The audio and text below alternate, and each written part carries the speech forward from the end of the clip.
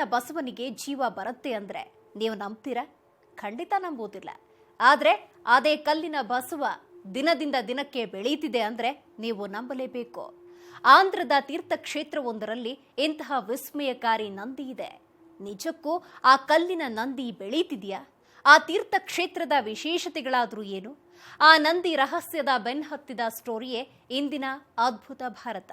వీరబ్రహ్మం ఒక్క వేదవాక్యములు ధరణిలో తప్పగా జరిగెను. కలిమాయలు పదకనన్ను నమ్మియూ మీరు ಕದ ತೇರು ಮಾರ್ಗಮು ವೆದಕಂಡಯ್ಯ. ಈ ಪದ್ಯಗಳ ಅರ್ಥವಾದ್ರೂ ಏನು ಗೊತ್ತಾ? ಈ ಜಗತ್ತಿನಲ್ಲಿ ಈ ವೀರ ಬ್ರಹ್ಮ ಹೇಳಿರೋ ಪ್ರತಿ ವಾಕ್ಯವೂ ತಪ್ಪದೆ ನಡೆದೇ ತೀರತ್ತೆ. ಹಾಗಂತ ನೀವು ಇವುಗಳನ್ನ ಸುಮ್ಮನೆ ನಂಬಬೇಕಿಲ್ಲ. ಇವುಗಳ ರಹಸ್ಯವನ್ನ ಬಿಡಿಸೋ ಮಾರ್ಗಗಳನ್ನ ನೀವು ಹುಡುಕಿ ಅನ್ನೋದೇ ಈ ವಾಕ್ಯಗಳ ಅರ್ಥ. ತಾನೇ ಬರೆದ ಆ ರಹಸ್ಯಾತ್ಮಕ ಪದ್ಯಗಳ ಬಗ್ಗೆ ಅದೆಂತಹ ವಿಶ್ವಾಸ ಆ ಮಹಾಮುನಿಗೆ. ಕಾಲಜ್ಞಾನ ಅನ್ನೋ ಆ ಮಹಾಗ್ರಂಥದಲ್ಲಿ ಇಂತಹದ್ದೇ 14,000 ರಹಸ್ಯಾತ್ಮಕ ಪದ್ಯಗಳಿವೆ. ಅವು ಸಾಮಾನ್ಯ ಪದ್ಯಗಳೇನಲ್ಲ.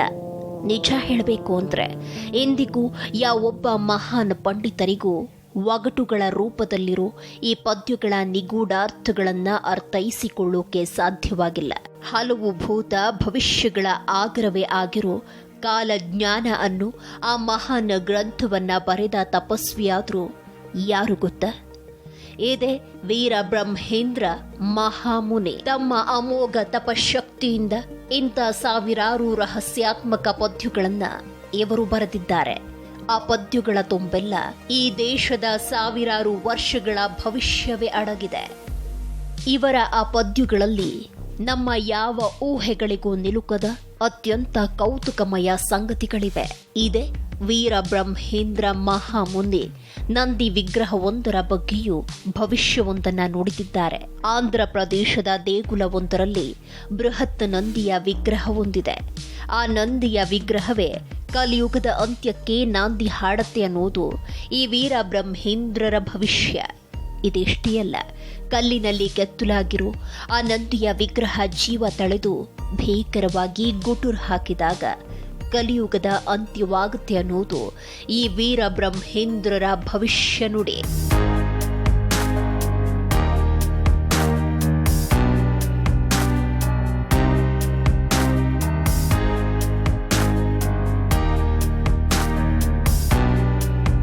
ನಿಜಕ್ಕೂ ಕಲ್ಲಿನ ನಂದಿಗೆ ಜೀವ ಬರೋಕೆ ಸಾಧ್ಯವ?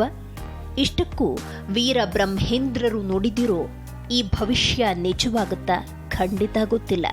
ಆದ್ರೆ ಈ ವೀರ ಬ್ರಹ್ಮೇಂದ್ರರು ಜೀವ ಬರುತ್ತೆ ಅಂದಿರೋ ಆ ಬೃಹತ್ ನಂದಿ ವಿಗ್ರಹ ದಿನದಿಂದ ದಿನಕ್ಕೆ ದೊಡ್ಡದಾಗ್ತಿರೋದು ಮಾತ್ರ ಸತ್ಯ. ಅಲ್ಲಿ ಘಟಿಸ್ತಿರೋ ವಿಸ್ಮಯಕ್ಕೆ ಆ ಸಂಶೋಧಕರೇ ಬೆಕ್ಕಸ ಬೆರಗಾಗಿದ್ದಾರೆ.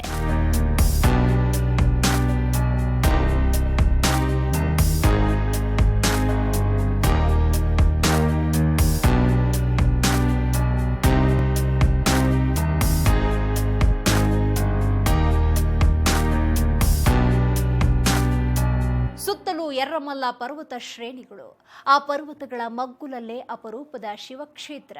ಇದು ಅನೇಕ ಮಹಿಮಾನ್ವಿತರು ತಪಸ್ಸುಗೈದ ತಪೋಭೂಮಿ. ಅಚ್ಚರಿಯ ಸಂಗತಿ ಅಂದ್ರೆ ಇಲ್ಲಿ ವೆಂಕಟೇಶ್ವರನ ವಿಗ್ರಹವಿದ್ರೂ ಪೂಜೆ ನಡೆಯುವುದಿಲ್ಲ. ವಿಶೇಷ ಅಂದ್ರೆ ಬೆಳೀತಾ ಇರೋ ಆ ನಂದಿ ಇರೋದೇ ಆ ಪವಿತ್ರ ಶಿವಕ್ಷೇತ್ರದಲ್ಲಿ.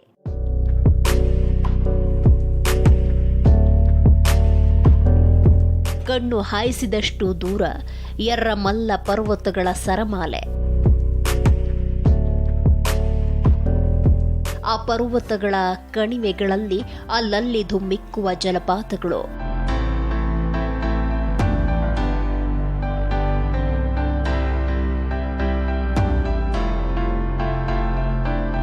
ಇಂಥ ಸುಂದರ ರಮಣೀಯ ಕ್ಷೇತ್ರದಲ್ಲಿದೆ ಅಗಸ್ತ್ಯ ಮುನಿಯ ತಪೋಭೂಮಿ.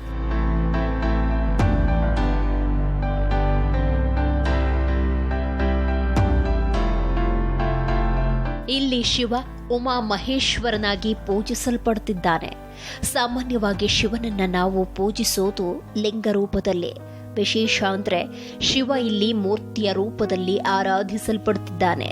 ಶಿವ ಪಾರ್ವತಿ ಇಬ್ಬರು ಜೊತೆಯಾಗಿರೋ ಮೂರ್ತಿ ಇಲ್ಲಿ ಪೂಜಿಸಲ್ಪಡ್ತಿದೆ.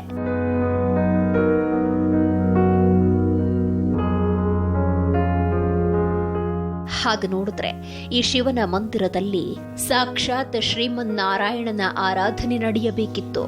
ಶಿವ ಬದಲಾಗಿ ವೆಂಕಟೇಶ್ವರನನ್ನ ಇಲ್ಲಿ ಪ್ರತಿಷ್ಠಾಪಿಸಬೇಕಿತ್ತು. ಆಗಿದ್ದೇ ಬೇರೆ. ವೆಂಕಟೇಶ್ವರ ಮೂರ್ತಿಯ ಬದಲು ಈ ಮಂದಿರದಲ್ಲಿ ಉಮಾ ಮಹೇಶ್ವರನನ್ನ ಪೂಜಿಸಲಾಗ್ತಿದೆ. ಇಷ್ಟಕ್ಕೂ ವಿಷ್ಣುವಿನ ಬದಲು ಶಿವನನ್ನ ಪ್ರತಿಷ್ಠಾಪಿಸಿದ್ದಾದ್ರೂ ಯಾಕೆ? ಇಲ್ಲಿನ ಇತಿಹಾಸ ಈ ಬಗ್ಗೆ ಇಂಟ್ರೆಸ್ಟಿಂಗ್ ಕಥೆಯನ್ನೇ ಹೇಳುತ್ತೆ.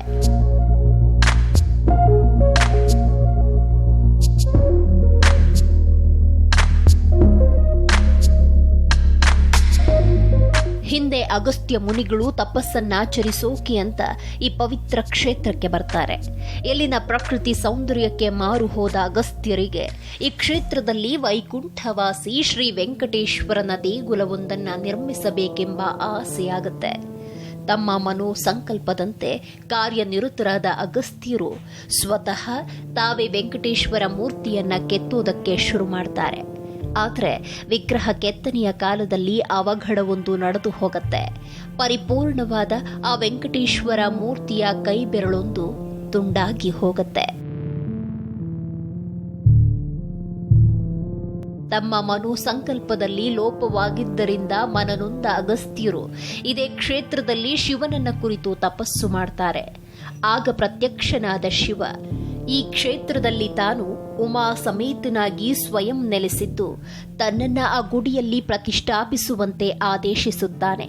ಶಿವನ ಆದೇಶದಂತೆ ವೆಂಕಟೇಶ್ವರನಿಗಾಗಿ ತಾವು ನಿರ್ಮಿಸಿದ್ದ ಈ ದೇಗುಲದಲ್ಲಿ ಅಗಸ್ತ್ಯರು ಉಮಾ ಮಹೇಶ್ವರನನ್ನ ಪ್ರತಿಷ್ಠಾಪಿಸುತ್ತಾರೆ.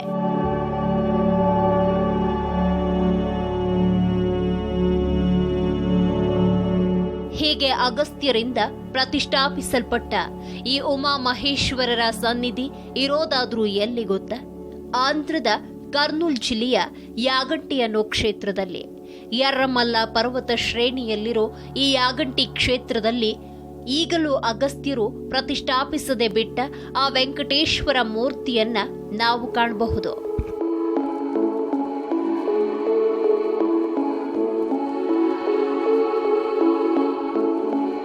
ವಿಶೇಷ ಅಂದ್ರೆ ಇಲ್ಲಿನ ಗುಹೆಯಲ್ಲಿರೋ ಆ ವೆಂಕಟೇಶ್ವರ ಮೂರ್ತಿ ತಿರುಪತಿಯ ತಿಮ್ಮಪ್ಪನಿಗಿಂತಲೂ ಪುರಾತನವಾದದ್ದು ಅನ್ನೋ ನಂಬಿಕೆ ಎಲ್ಲಿನವರದ್ದು. ಇದೇನೇ ಇರಲಿ, ಇದೇ ಉಮಾ ಮಹೇಶ್ವರನ ಎದುರು ಪ್ರತಿಷ್ಠಾಪಿಸಲ್ಪಟ್ಟಿರೋ ನಂದಿಯೇ ನಮ್ಮ ಬೆಳೆಯುತ್ತಿರುವ ಬಸವ.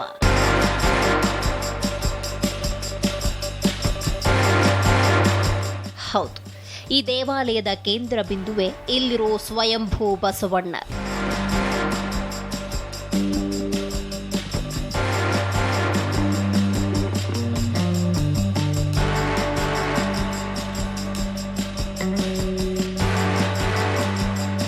ದೇವಾಲಯದ ಪ್ರಧಾನ ಮುಖ ಮಂಟಪದ ಈಶಾನ್ಯ ದಿಕ್ಕಿಗೆ ಈ ನಂದಿ ದಿನದಿಂದ ದಿನಕ್ಕೆ ದೊಡ್ಡದಾಗ್ತಿದೆ. 4 ಸ್ತಂಭಗಳ ಮಂಟಪದ ನಡುವೆ ಇದ್ದ ಈ ನಂದಿ ಈಗ ತಾನಿರೋ ಮಂಟಪವನ್ನು ಮೀರಿ ಬೆಳೀತಿದೆ.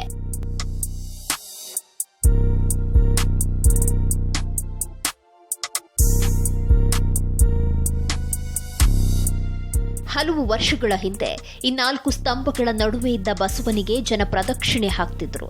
ಆದರೆ ಈಗ ಆ ಸ್ತಂಭಗಳ ನಡುವೆ ಸ್ವಲ್ಪವೂ ಜಾಗವಿಲ್ಲದಷ್ಟು ಗಾತ್ರಕ್ಕೆ ಈ ಬಸವ ಬೆಳೆದು ಬಿಟ್ಟಿದ್ದಾರೆ.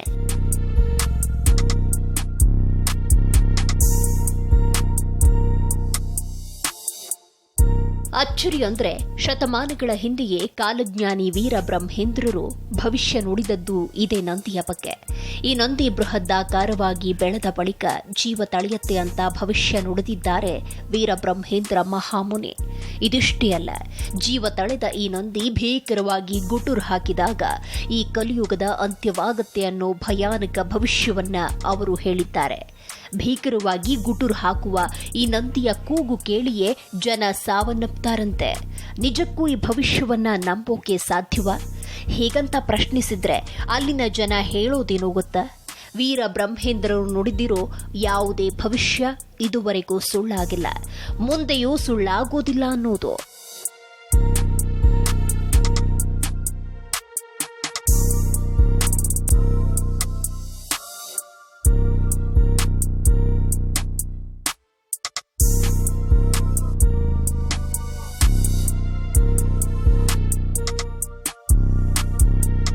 ಜಗತ್ತಿನ ಯಾವುದೇ ಕಲ್ಲು ತನಗೆ ತಾನೇ ದೊಡ್ಡದಾದ ಯಾವುದೇ ಉದಾಹರಣೆಗಳು ನಮಗೆ ಸಿಗುವುದಿಲ್ಲ. ಬೆಳೆಯುವ ಕಲ್ಲುಗಳ ಬಗ್ಗೆ ಮಾತನಾಡುವಾಗ ಗ್ರೀಕ್ನ ಗುಹೆಯೊಂದರಲ್ಲಿ ನೈಸರ್ಗಿಕವಾಗಿ ಬೆಳೆಯೋ ಸುಣ್ಣದ ಕಲ್ಲುಗಳ ಉದಾಹರಣೆಯನ್ನ ನೀಡಲಾಗುತ್ತೆ. ಆದರೆ ವಿಜ್ಞಾನಿಗಳು ಈ ವಾದವನ್ನ ಸಾರಾಸಗಟಾಗಿ ತಿರಸ್ಕರಿಸ್ತಾರೆ. ಯಾಕಂದ್ರೆ ಯಾವುದೇ ರಾಸಾಯನಿಕ ಪ್ರಕ್ರಿಯೆ ಅಂದ್ರೆ ಕೆಮಿಕಲ್ ರಿಯಾಕ್ಷನ್ ಇಲ್ಲದೆ ಯಾವುದೇ ಕಲ್ಲು ತನ್ನಿಂದ ತಾನೇ ಉಬ್ಬಿಕೊಳ್ಳೋದಿಲ್ಲ ಅನ್ನೋದು ವಿಜ್ಞಾನಿಗಳ ವಾದ. ಹಾಗಾದ್ರೆ ಯಾಗಂಟಿಯಲ್ಲಿ ಬೆಳೀತಾ ಇರೋ ನಂದಿಯ ಹಿಂದಿರೋ ರಹಸ್ಯವಾದ್ರೂ ಏನು? ವಿಜ್ಞಾನಿಗಳು ಈ ಬಗ್ಗೆ ಏನ್ ಹೇಳಿದ್ದಾರೆ ಅನ್ನೋದನ್ನ ನೀವೇ ನೋಡಿ.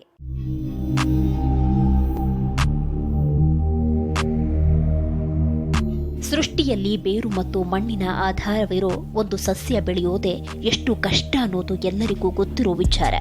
ಅಂತಹದ್ರಲ್ಲಿ ಒಂದು ಕಲ್ಲು ಬೆಳೆಯೋದು ಅಂದ್ರೇನು? ನಿಜ ಹೇಳಬೇಕು ಅಂದ್ರೆ ಸೃಷ್ಟಿಯ ನಿಯಮಕ್ಕೆ ತದ್ವಿರುದ್ಧವಾದ ಸಂಗತಿ ಇದು. ಹಾಗಾದ್ರೆ ಯಾಗಂಟಿಯ ಈ ಶಿವಕ್ಷೇತ್ರದಲ್ಲಿ ಬೆಳೀತಾ ಇರೋ ಬಸವನ ವಿಚಾರವೇ ವಿಸ್ಮಯ.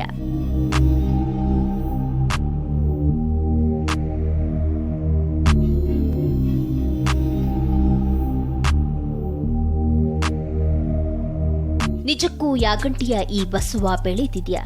ವಿಜ್ಞಾನಿಗಳು ಈ ಬಗ್ಗೆ ಏನ್ ಹೇಳ್ತಾರೆ? ಈ ಬಗ್ಗೆ ವಿಜ್ಞಾನಿಗಳು ವ್ಯಕ್ತಪಡಿಸಿರೋ ಅಭಿಪ್ರಾಯಗಳನ್ನ ಕೇಳಿದ್ರೆ ನೀವು ದಂಗಾಗಿ ಬಿಡ್ತೀರಿ.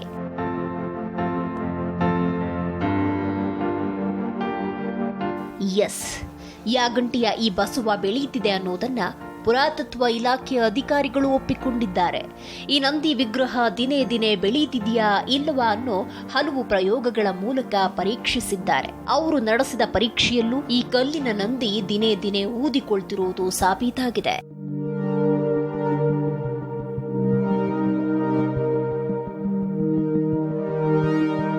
ಈ ನಂದಿ ಬೆಳೆಯುತ್ತಿರೋ ಬಗ್ಗೆ ಸತ್ಯಾಸತ್ಯತೆಯನ್ನ ಪರೀಕ್ಷಿಸಲೆಂದೇ ಭಾರತೀಯ ಪುರಾತತ್ವ ಇಲಾಖೆ ಅಧಿಕಾರಿಗಳು 15 ವರ್ಷಗಳಿಗೊಮ್ಮೆ ಈ ನಂದಿ ವಿಗ್ರಹದ ಅಳತೆಯ ಡೇಟಾವನ್ನ ಕಲೆಕ್ಟ್ ಮಾಡಿದ್ದಾರೆ.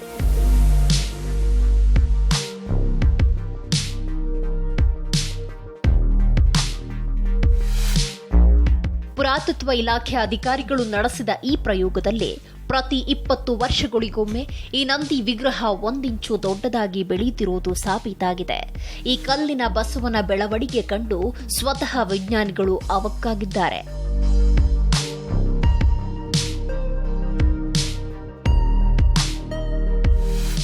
ಹೀಗೆ ಈ ನಂದಿ ವಿಗ್ರಹ ದಿನೇ ದಿನೇ ಬೆಳೆಯುತ್ತಿರುವುದಕ್ಕೆ ವೈಜ್ಞಾನಿಕ ಕಾರಣವಾದ್ರೂ ಏನು ಅನ್ನೋದಕ್ಕೆ ವಿಜ್ಞಾನಿಗಳು ಕೆಲ ಕಾರಣಗಳನ್ನ ಕೊಡ್ತಾರೆ. ಈ ಎರ್ರಮಲ್ಲ ಪರ್ವತದಲ್ಲಿರೋ ಖನಿಜಾಂಶಗಳು ಈ ನಂದಿಯನ್ನ ಬೆಳೆಸುತ್ತಿವೆಯಂತೆ. ಇಲ್ಲಿ ನಡೀತಿರೋ ಕೆಮಿಕಲ್ ರಿಯಾಕ್ಷನ್ ಇಂದಾಗಿ ಈ ನಂದಿ ವಿಗ್ರಹ ಬೆಳೆಯುತ್ತಿದೆಯಂತೆ. ಇಲ್ಲಿನ ಎರ್ರಮಲ್ಲ ಬೆಟ್ಟಗಳ ಶ್ರೇಣಿಯಿಂದ ತೇಲಿ ಬರೋ ತೇವಾಂಶಯುಕ್ತ ಖನಿಜದ ಕಣಗಳು ಕೆಮಿಕಲ್ ರಿಯಾಕ್ಷನ್ ಇಂದಾಗಿ ಸಿಲಿಕಾ ಕಣಗಳ ರೂಪ ಪಡೆದಿವೆ. ಸಿಲಿಕಾ ರೂಪದ ದ್ರವರೂಪಿ ಖನಿಜ ಕಣಗಳು ಈ ನಂದಿಯ ಮೇಲೆ ಸಂಗ್ರಹಣೆಯಾಗಿ ನಂದಿ ಊದಿಕೊಳ್ತಿದೆ ಅನ್ನೋದು ವಿಜ್ಞಾನಿಗಳ ಆಂಬೋಣ.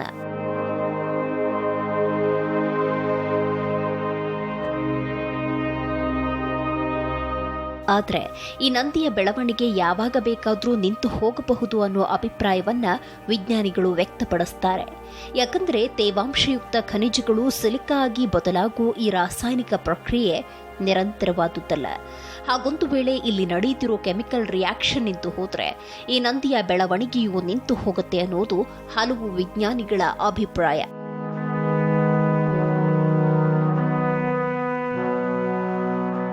ಒಂದು ವೇಳೆ ವಿಜ್ಞಾನಿಗಳ ಈ ಮಾತು ನಿಜವಾದ್ರೆ ಆ ವೀರ ಬ್ರಹ್ಮೇಂದ್ರ ಸ್ವಾಮಿಗಳು ನುಡಿದಿರೋ ಭವಿಷ್ಯದ ಕಥೆಯಾದ್ರೂ ಏನಾಗತ್ತೆ? 100 ವರ್ಷಗಳ ಹಿಂದೆ ಅವರು ಬರೆದಿಟ್ಟಂತೆ ಇಲ್ಲಿನ ನಂದಿ ಬೆಳೆಯುತ್ತಲೇ ಇದೆ. ಹಾಗೆ ನೋಡಿದ್ರೆ ಈ ನಂದಿ ಬೆಳೆದು ಗುಟುರು ಹಾಕೋ ಹಂತಕ್ಕೆ ಬರಲು ಹಾಗೂ ವೀರ ಬ್ರಹ್ಮೇಂದ್ರರ ಭವಿಷ್ಯ ನಿಜವಾಗಲು ಇನ್ನೂ 1000 ವರ್ಷಗಳೇ ಬೇಕಾಗಬಹುದು. ಆದರೆ ಜಗತ್ತಿನಲ್ಲಿ ಇಂತಹ ಕೆತ್ತಿರುವ ವಿಗ್ರಹವೊಂದು ಬೆಳೀತಾ ಇರುವುದನ್ನು ಕಂಡು ಜಗತ್ತಿನ ಸಂಶೋಧಕರೇ ಆಶ್ಚರ್ಯ ವ್ಯಕ್ತಪಡಿಸಿದ್ದಾರೆ.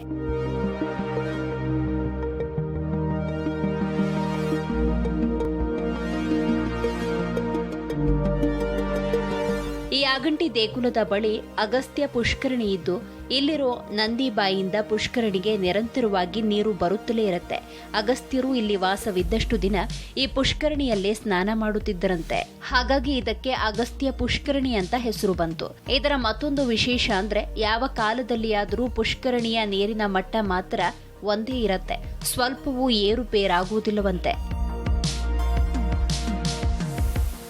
ಒಟ್ಟಿನಲ್ಲಿ ಈ ಶಿವಕ್ಷೇತ್ರದಲ್ಲಿ ವಿಜ್ಞಾನ ಮತ್ತು ಈ ವೀರ ಬ್ರಹ್ಮೇಂದ್ರರ ಕಾಲಜ್ಞಾನಗಳ ಮೇಲಾಟ ನಡೆಯುತ್ತಿದೆ. ಈ ಮೇಲಾಟದಲ್ಲಿ ಕೊನೆಗೆ ಗೆಲ್ಲೋದು ವಿಜ್ಞಾನವ ಇಲ್ಲ ಕಾಲಜ್ಞಾನವ ಅನ್ನೋದನ್ನ ಕಾಲವೇ ನಿರ್ಧರಿಸಬೇಕು. ಇದು ಈ ಹೊತ್ತಿನ ಅದ್ಭುತ ಭಾರತ. ಮುಂದಿನ ಸಂಚಿಕೆಯಲ್ಲಿ ಇಂತಹದ್ದೇ ಮತ್ತೊಂದು ಮಹಾದ್ಭುತದೊಂದಿಗೆ ಹಾಜರಾಗ್ತೀವಿ. ಅಲ್ಲಿ ತನಕ ನೋಡ್ತಾ ಇರಿ ಸರಳ ಜೀವನ. ಇದು ಮನುಕುಲದ ಒಳಿತು.